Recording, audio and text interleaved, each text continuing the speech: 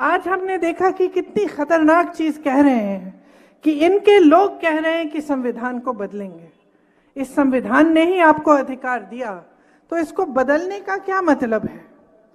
इसको बदलने का एक ही मतलब है बहनों और भाइयों, कि ये लोकतंत्र को और भी दुर्बल बनाना चाहते हैं, कि इस देश की जनता को दुर्बल बनाना चाहते हैं।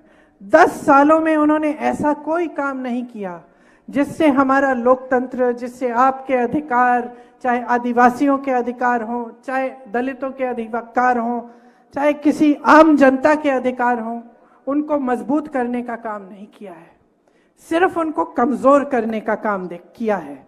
और जितने भी ऐसे संस्थान हैं जो लोकतंत्र को बचाते हैं, जो आपको बचाते हैं, आपके अधिकारों को बचाते हैं, उनको कमजोर किया है।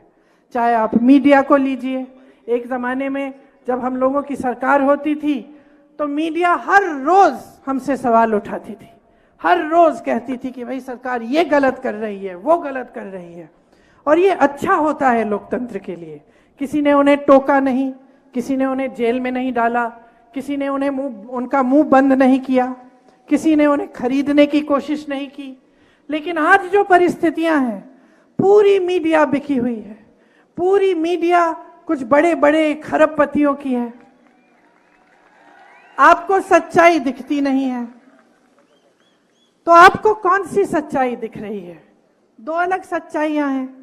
एक तो आपको दिख रहा है कि जो टीवी पे दिखता है कि बड़े बड़े काम हो रहे हैं, देश आगे बढ़ रहा है, हमारी अर्थव्यवस्था बहुत तेजी से आगे बढ़ रही है और सब चमकीला सुंदर दिखता है।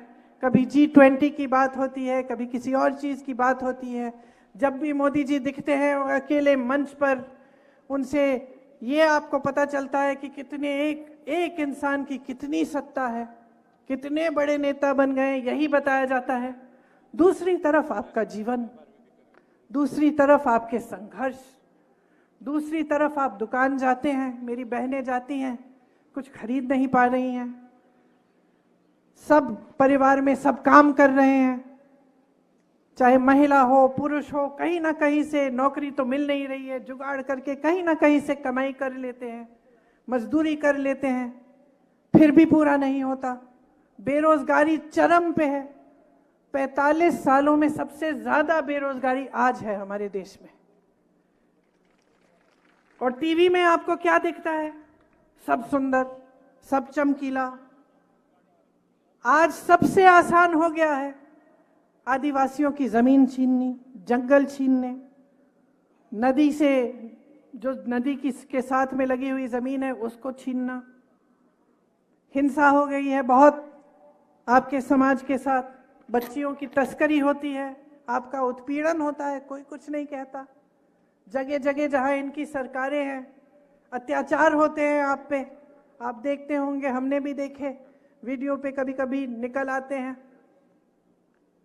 किसी ने कुछ किया नहीं इसको रोकने के लिए, कोई आपका साथ नहीं देता, आपकी सुनवाई नहीं करता। तो ये आज पूरे भारत में आदिवासी समाज के साथ हो रहा है। आदिवासी समाज लड़ रहा है अपने अधिकारों के लिए, अपने प्रति जो अत्याचार हो रहे हैं उसके खिलाफ।